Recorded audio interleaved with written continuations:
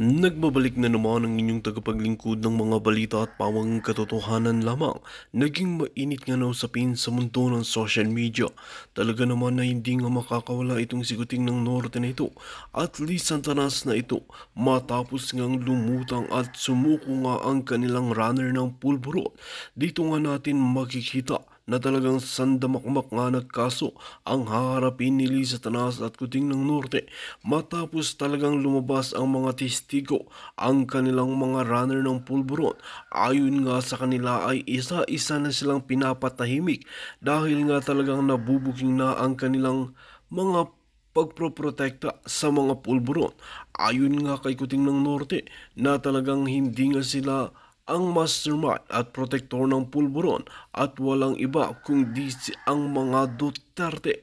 Ngunit dito nga natin mapapatunayan na talagang puro haka-haka ang sinasabi ni Kuting ng Norte dahil ang katotohanan ay lumalabas na dahil ang totoong protektor at mastermind ng mga pulburon ay si Kuting ng Norte. Matapos ngang sumuko ang runner ng pulburon na ito ay agad naman prenotektahan ng mga otoridad. Ngunit ayon nga sa mga otoridad ay talagang kinakabahan pa rin sila dahil kailangan natin itong sikutin ng Norte na talagang gagamitin ang kanyang kapangyarihan nang sa ganun ay mapatahimik ang mga testigo at mga kontra laban sa kanila. Mahal mga kaibigan, para nga sa karagdagang impormasyon, panoorin nga natin ang buong video at kung bago ka pa lamang sa aking channel, huwag kalimutan i-click ang subscribe button at notification bell para lagi kang updated sa ating mga bagong video. At para sa solid viewers natin dyan, maraming salamat sa walang sawang pagsuporta. Ninyo, tahimik lang. Alam mo, nakikita ko, ayoko magpaka pessimistic, pero wala nang pag-asa ang Pilipinas. Mabubulok na lang kayo dyan sa mga pamumuno ng mga bangag. Yan ang totoo, yan ang realidad. Tingnan yung vote buying ngayon. Anong ginagawa nila? Kasi sila ang may hawak ng pondo ninyo. Mukha kayong awa-awa dyan, mga kababayan. And it's okay na tanggapin nyo yan, pero nakita nyo yung sistema, ang kapal ng mukha nila, walang takot. Sino ang namimigay ng ayuda? Sila, ayaw nila kayong bigyan ng opportunity na forever nanamnamin ng inyong pamilya. Hindi yan opportunity, kahit bigyan pa kayo ng 20,000 ng one time. Hindi yan ang solusyon ng isang magulang na magkaroon ng continuous o panghabang buhay na oportunidad sa inyong mga anak. Di ba? Kailangan nating mabigyan ng oportunidad. Kailangan ninyong magsumikap. Of course, hindi naman pwedeng, sabi nga nila, wag mo iasa yung buhay mo sa gobyerno. Pero mali yun eh. Ang pera, buti sana kung hindi tayo tinataksan. Hindi kayo tinatax, pwede yun. Bahala na gang, di ba? Pero yung perang yan na binabayad ninyo, kinakaltas sa sweldo ninyo bago nyo pa matanggap ang inyong sweldo, every katapusan, every quincenas, ay kinaltasan niya. Yung mga pondong yan ay para sa infrastruktura, para sa mga social services. Social services, katulad na lamang yung PhilHealth na yan. Di ba?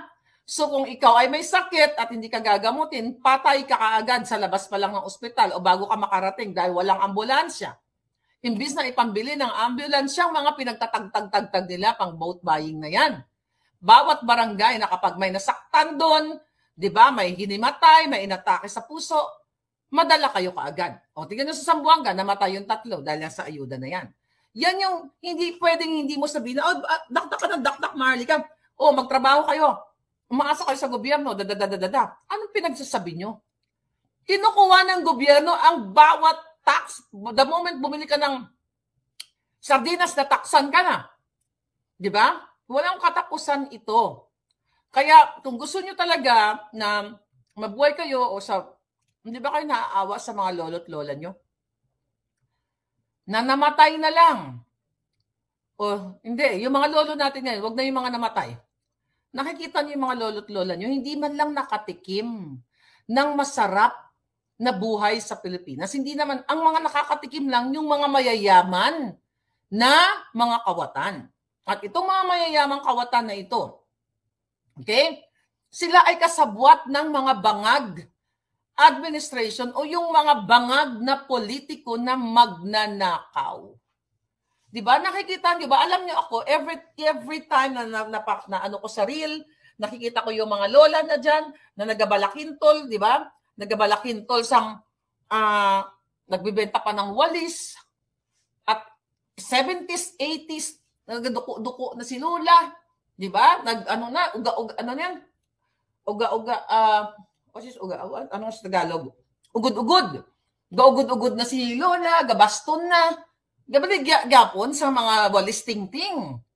Gabaligya nagbebenta pa rin ng mga mani o kung ano man yung mga binibenta, mais.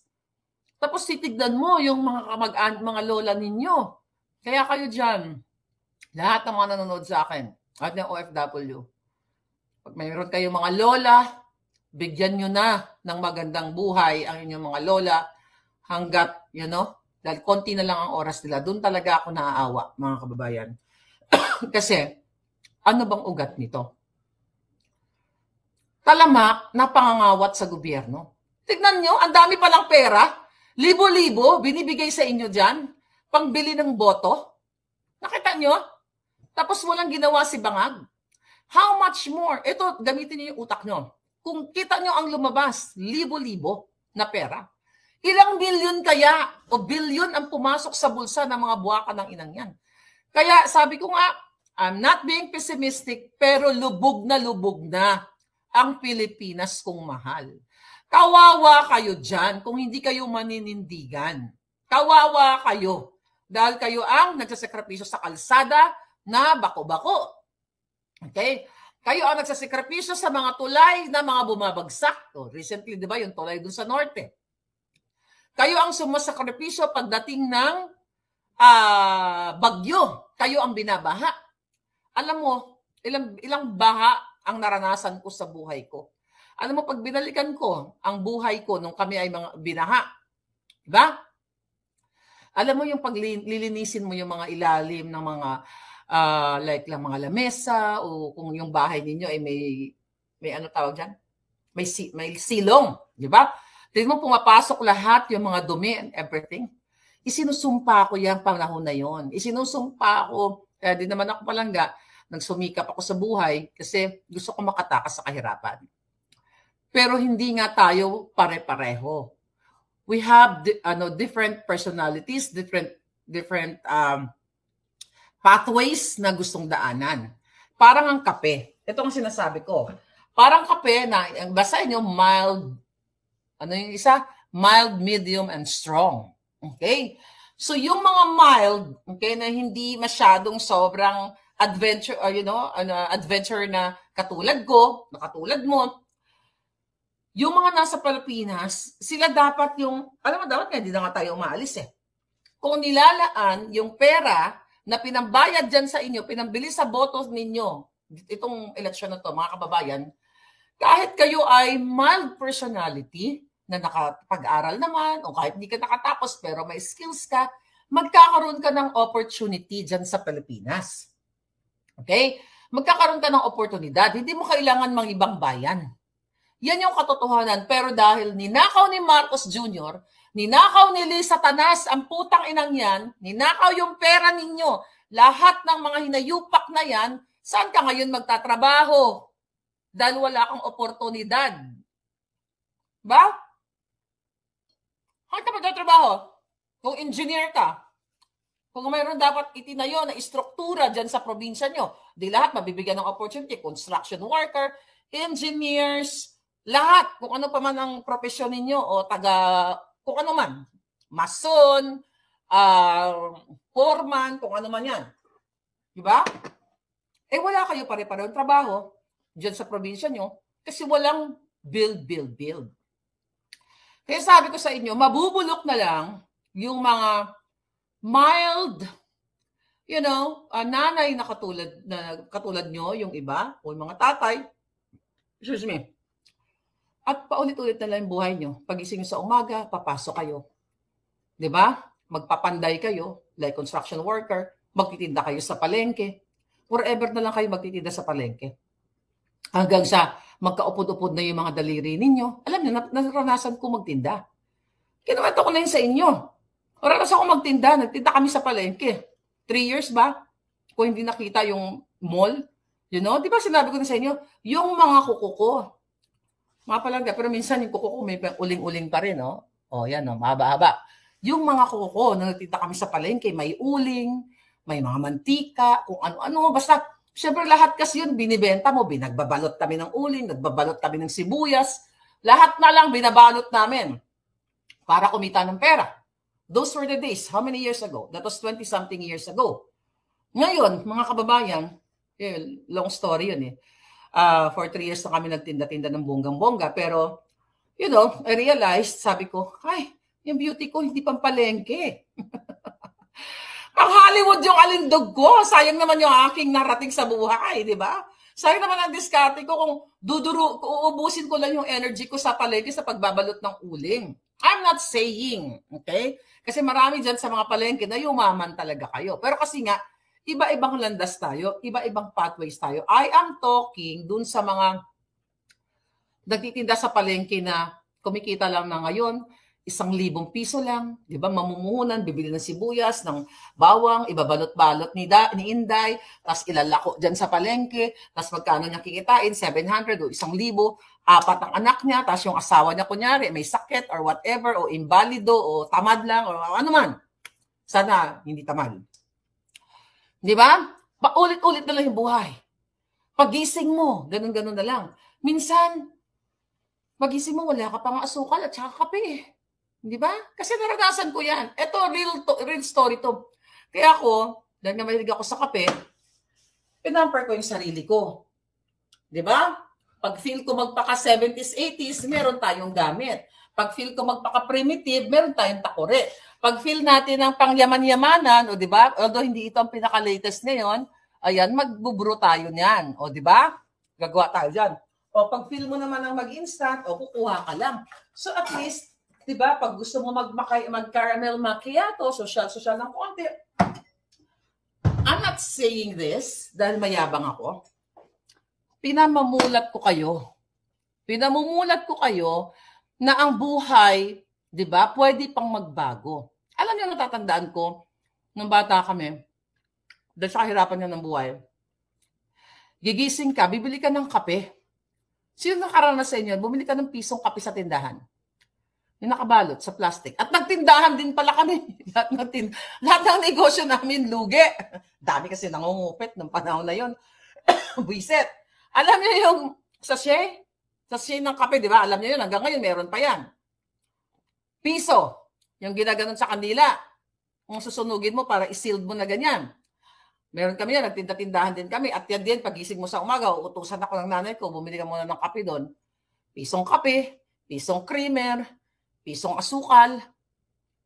Di ba? Sino nakaranas sa inyong buhay? So, nung nakikita ko, mga palangga, ever since kami nung college ako, talaga palaban na talaga ako. Talagang umaalsa na, talagang nag-ano na talaga ako, nagsispeak up na talaga ako ng bonggang-bongga. Ang kape nung bata kami, sabi ni palangga, anong kape nung bata kayo?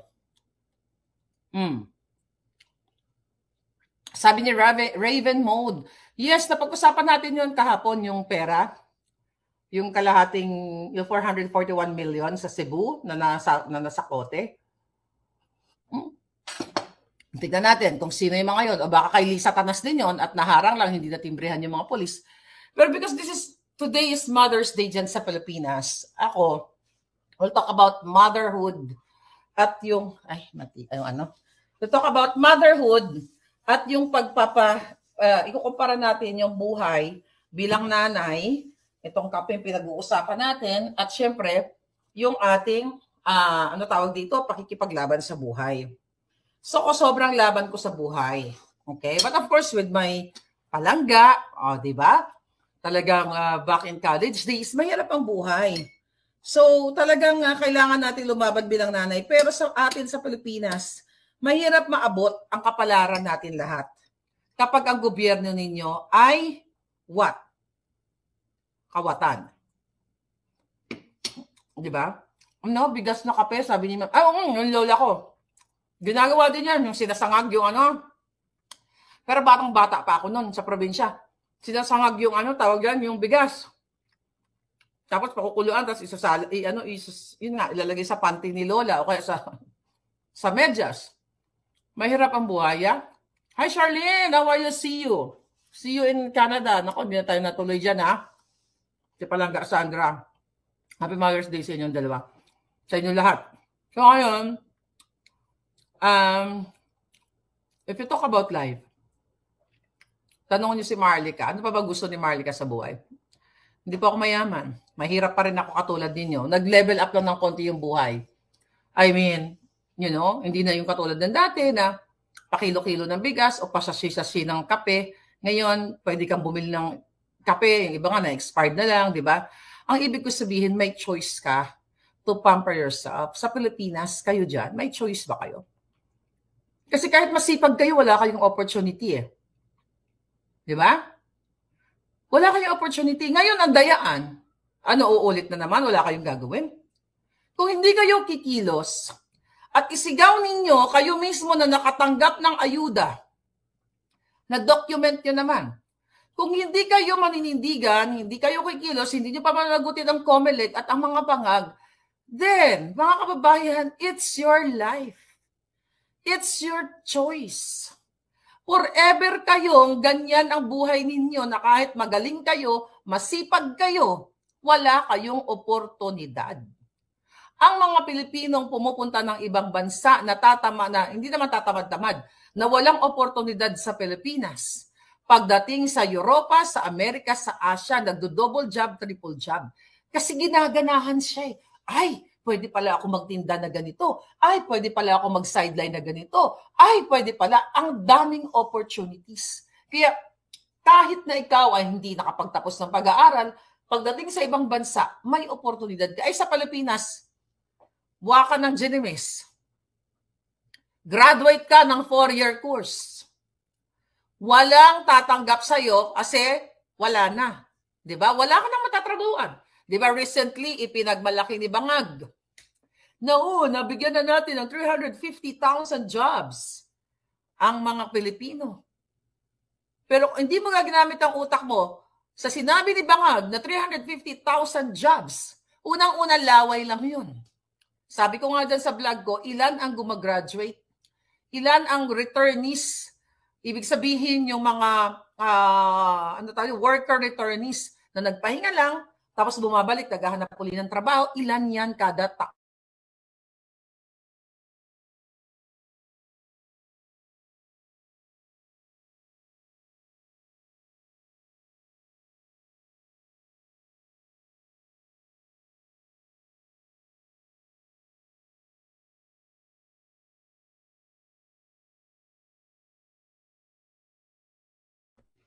Ayan, nawala-wala siya ng utay tayo.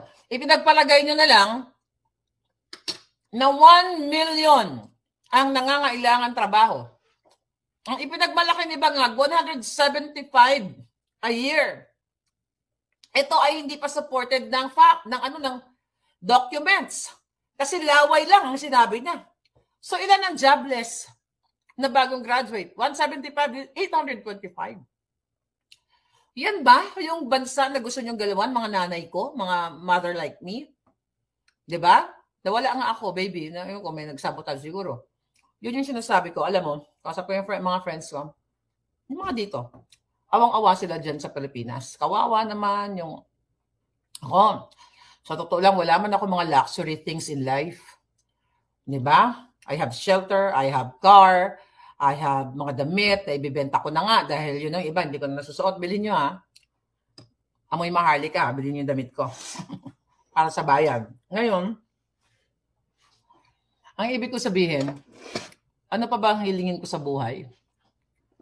To give back sa aking lupang pinanggalingan, sa ating lupang tinubuan. Alam mo, hindi ko talaga maarok. Yang buwaka ng inang Lisa Tanas na ito, Marcos Jr., ang dami na nilang ninakaw. Diba? Nalagay nga sila sa Guinness World. Diba? Books of Record, mga palangga. So, world record sila na magnanakaw. Hindi pa sila nakontento sa ninakaw nila. Samantalang tayo, kayo dyan, Charlene, di ba? May trabaho kayo dyan. Pero kontento na kayo kasi nakakabayad kayo ng apartment or bahay ninyo, nakakabili kayo ng nakagagasan nyo yung mga kotse ninyo and everything, nakakakain kayo kung anong gusto ninyo. But still, you're not mayaman. You are, ano tawag dyan? Contented. Di ba? Yun na yung buhay. Pero sila walang kakonte-kontento ang mga bangag. Inuubos ang pera ninyo. Sabi ni Charlene, tapos pag nag-apply pa ng trabaho, kahit sales lady or office workers, ang required pa ng with pleasing personality. Tayo na nga. Akala mo naman yung mga may-ari ng kumpanya may pleasing personality. Hindi naman ka-please-please at kaaya-aya. Discrimination yan. Di ba? Discrimination. Kaya alam mo, ang Pilipinas, hindi lang third world country. Mabubulok kayo dyan. I'm telling you. Mabubulok kayo sa kahirapan pag hindi kayo nanindigan. Every 3 years, mag-eleksyon, tatanggap kayo ng 2,000, 3,000. Yung iba na, may 10,000 na nagbigay eh. Diba? O sabi mo ng 20,000, ito doon na natin. Binili yung pagkataon nyo. Tapos itong mga politikong bumili sa inyo, ang ninanakaw nila bilyon-bilyon. Ang binibigay po sa inyo, limos yan. Para lang kayong nasa kanto, yung mga namamalimos na kawawa natin mga kababayan, na binigyan kayo ng piso-piso. At ang tingin yan sa inyo, tungaw, maliit, mababa ang pagkatao ninyo. Ganon ang thinking ng mga bangag sa inyo. Ay, mga mahihirap na yan. Di ba? Ay, yung mga Pilipino, ganon ang tingin yan sa inyo. Kaya natin bayaran yan ng 1,000, 2,000 na bibili ang kaluluwa niyan. Yan ang thinking nila sa inyo. Tapos sila ng nakaw sa pera ng bayan. Kaya bilang isang mother, okay? Bilang isang magulang, bilang isang nanay, magpaka-strong kayo. Katulad ng kape. Huwag na kayo magpaka-mild-mild. Di ba? Maging strong kayo. Manindigan kung kailangan lumabas kayo sa kalsada at isigaw na tama na sobra na ang kabangagan. Lumabas kayo. Sabihin nyo na ang COMELEC, ang mga bangag ay binibili ang boto namin at hindi kayo papayag. Itago nyo yung mga sobre na binigay sa inyo. Dahil pera nyo naman yan. Hindi nyo naman hiningi yan. Binigay sa inyo. Hindi yan bawal sa part ninyo. Kayo ay tumanggap lang. Ang bawal yung mga nagbigay. So lumabas kayo. May mga pangalan ng mga buwaka ng inang alyansa ng mga alyansa. Di ba? Malansang alyansa. Ito, lahat kayo. Para magkaroon kayo ng kaginhawaan. Imagine nyo, yung mga yaman-yamanan dyan, yung mga negosyante, even yung mga classmates, mga kaibigan ko, hindi naman sila ganun kayaman. May mga konting business lang. Anong sabi sa akin? Hindi sila lumalabas halos ng bahay, natatakot sila ngayon sa krimen. Saan sila pumupunta? Pumunta ng Hong Kong, ng Japan, kasi doon na i-enjoy nila. Kita niyo yung mga artista, tingnan yung mga politiko, saan sila naglakad-lakad? Tingnan mo sa mga video-video nila, nasa ibang bansa, nakakalakad sila ng matiwasay. Ang daming magagandang sa Pilipinas. Magagandang tanawin. Hindi sila makakalakad. Bakit sila hindi nakakalakad? Itong mga politiko. Kasi takot sila mismo sa mga krimen, sa mga kriminal. Kaya bago sila makalakad, may mga gwardiya sibil sila. Hindi nila na-enjoy actually ang magagandang tanawin ng Pilipinas unless na it's exclusive place. Diba? Yung katulad ng ginagagawa namin sa Amerika at doon sa Netherlands. So nandoon ako. I love Netherlands talaga. I left my heart in Netherlands. So anyway, hindi na i-enjoy. Pero yung pera ng bayan na i-enjoy nila sa ibang bansa. Pangbili sa bilat ng mga kabit nila. Diba? O pangbili sa mga boto, sa mga backling na mga politiko. Alam nyo na yun kung sino yung mga backling. Diba? Ginabakal nila sa mga boto, sa mga bilat. O yan na. Mother's Day, mga linti. Pera nyo yun. Binibili ng bahay, binibili ng designers, araw-araw na lang. Kung sinasabi sa inyo. Kaya kayo dyan, kung hindi kayo manindigan, tumanggap kayo ng 10,000, 10,000, 1,500. Yung buhay nyo, ito ha, tandaan nyo to. 2025. 30 years from now, ilang taon na tayo na, ugod-ugod na tayo. O I hope buhay pa tayong lahat nun. Matatandaan yung sinabi ko, tama talaga si Maharlika. Ito ng edad ko, hindi man lang ako nakatikim ng marangyang buhay dito sa Pilipinas. Hindi man lang ako makabili ng salawal ko and everything. It's your choice. It's your life. Ako at least kahit papaano, 'di ba? Hindi ko nararanasan yung mga kademonyuhan na ginagawa ng gobyerno diyan sa inyo. Hindi ko naman sinasabi na perfect ang Amerika. Siyempre, kailangan mo dalhin ang sarili mo sa safe na lugar. The fact na ako ay inahabol ng mga manggugurgur, 'di ba? May assassins tayo, 'di ba? Na pinadala ni Satanas. So, nag-iingat ako. Okay? Lagi ako may dalang 45. 45, pumuputok. Papapagjutokin natin sa mga kipay ng mga demonyo. So again, anong klaseng kape kayo? Mild, medium, or strong? So happy Mother's Day sa inyong lahat. Ang buwisit na yung digital tax law, pati ako freelancer, kakarampot lang kita, kinuha pa yung 12%. Pati Netflix. Ayan, si Baby Butete. Kaya nga, baby. Yun na nga, ang sinasabi ko sa inyo, buti sana kung marami kang opportunity at yung mga taxes na yun, napupunta nga sa mga project. Kaso hindi naman. Di ba? Napupunta lang sa kaba ng bayan. Kaya paulit-ulit na lang ako, parang nanay ninyo. Sabi ni, Jen Summer smiled si Jen. Ayan. Magkahalong matapang, tama lang ang timpla. At, malambing para sa bayan. Ano yung ginawa natin dito? Nagluto-lutuan tayo. Ano na, next? Anyway, mga kababayan, seriously, kaluluoy, kamuda. Kung kawawa kayo, kung hindi kayo manindigan, iilan lang ang ine-enjoy yung buhay nila sa Pilipinas. Actually, hindi sila nag-enjoy ng buhay nila sa Pilipinas. Kailangan nilang lumabas ng bansa. Thailand, di ba? Saan kayo pumupunta?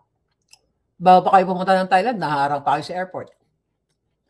By the way, yung skin ko, di ba kanina ko sa inyo, na-journog yung skin ko? Nasunog dahil nagpa-Morpheus drama ako. I think mahigit na 1 taon. Nasunog yun eh. Pumantay na siya ngayon. Ang ganda na ng aking skin ngayon. Pumantay na. Wala na yung sunog. Later on, I will share sa inyo yung ating mga skincare. O diba? Wala na May nakataba kayong markang bungo dito. Yung parang magkaibang kulay, yung pigmentation. Wala na. Sabi ni Jen, grabe palangga ang bayaran. Oo nga. Nakakalungkot. Di ba? Sila lahat yon yung mga bangag. Kaya nga, nasa inyo naman yan eh. Kasi sabi ko nga sa inyo, nakakapagod din. Alam mo, nakakapagod din. Kung hindi kayo may ipaglaban, mag-cooking show na lang ako. Bahala na kayo. Ayaw nyo manindigan eh. Tignan mo, napala namin mga vloggers. Panggigipit, pang-intimidate. Assassins pa, gugurgurin pa kami. Tapos kayo. Anyway, pag nagtagumpay kami, hindi naman ako, hindi naman ako makikinabang. Kayo naman, pag nagtagumpay tayo, ba? Makalaya kayo sa mga bangag. Yung Amy Marcos na yan, huwag nyo iboto yan. Pag nagtagumpay tayo, dahil mismo ang kapatid ni Bangag ay alam na inutil yung kapatid niya pero ayaw pa rin niyang isigaw. Kawawa kayo dyan. Kaluoy kayo. Ba? Walang mangyayari sa buhay niyo dyan kung hindi kayo manindigan. Right? Ano daw? Sige, magbasa tayo. Surigao City, Klein. Kumusta kayo dyan, Klein? Yung mga bayaran dyan. Ikaw, Christian Repalda, magugurgur ka mamayang gabi. Padala ka ni Lisa. Christian Repalda, magugurgur mamayang gabi. Huwag kang lumabas. 11:13. Yan ang oras ng kamatayan mo. Bye. Yan. Akala mo ikaw yung magugurgor. Mag-trip tayo ngayon. Akala mo Ikaw naman, Jerkal, paulit-ulit ka na. 48 years, puro na lang bangag-bangag. Ikaw talaga. Alright, puro na lang ganyan. Sino pang magugurgur mamayang gabi, 11:13. Alam mo yan ang taga-dila ng kipay ni Lisa Tanas. Nakakamkam kayo ng mga troll money, ha? Sabi ni Klein, mag-abroad na. Kaya nga. Tuloy-tuloy lang po, Miss Marlica, sa Diyos ang ating sandalan. Well, nasa tao ang gawa, nasa Diyos ang awa. Totoo lang. Dapat